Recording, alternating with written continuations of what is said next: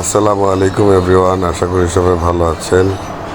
আমি Mohammad Zakir Hossain Khandakar pets blog থেকে আপনাদের জন্য অনেক দিন পরে আরও একটা নতুন ভিডিও নিয়ে হাজির হয়েছি। তো আলহামদুলিল্লাহ আমাদের প্রথম ব্রিডের সমস্ত বেবিগুলো সেল হয়ে গেছে। তো আমাদের দ্বিতীয় ব্রিডের বেবিগুলো মাশাআল্লাহ রেডি হয়ে গেছে। এরা সবাই এখন নিজে নিজে খেতে পারে। এদের বয়স 3 মাসের উপরে হয়ে গেছে। তো একটা জরুরি কাজে আমি ঢাকার বাইরে ছিলাম, যার কারণে আসলে সেল ফোর্স দিতে পারিনি এবং পাখিগুলোকে ডিম দিয়ে নেওয়া করাইতে পারিনি, যার কারণে অনেক দিন আপনাদেরকে ভিডিও দিতে পারিনি।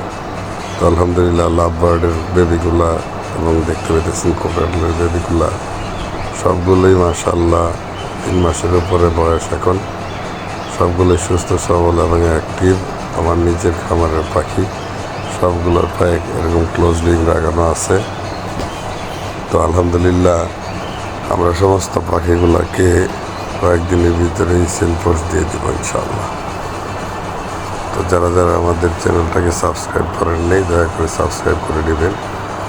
তো যেহেতু সেল ফোর্স দিতে হবে, তো আমার পাখিগুলোকে সাধারণত আমি এরকম ডিএনএ করে মেল ফিমেল কনফার্ম করে তারপরে বিক্রি করে থাকি, আপনারা সবাই জানেন।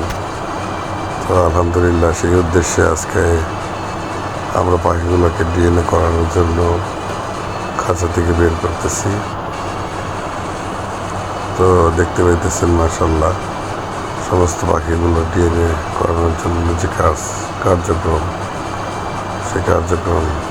চলতেছে। তো আজকে সারাদিনে আমরা 70 পিস পাখির ডিএনএ স্যাম্পল কালেক্ট করছি। এই যে জিপার পলির মধ্যে ভালো করে ডিএনএ স্যাম্পলগুলো দিয়ে দেওয়া হয়েছে। তো আলহামদুলিল্লাহ যে পাখিগুলো আমরা সেল ফোর্স দিব, সেই পাখিগুলোর ছবি ভিডিও স্ক্রিনে দেওয়া আছে। তো সামনে ভিডিও নিয়ে আসবো ইনশাআল্লাহ। অল্প কিছুদিনের ভিতরে আমাদের কাছে ডিএনএ রেজাল্টও চলে আসবে। তো যারা যারা আমাদের কাছ থেকে খামার করার উদ্দেশ্যে পাখি নিতে চান, তারা আমাদের সাথে যোগাযোগ করবেন। আসসালামু আলাইকুম ওয়া রাহমাতুল্লাহ।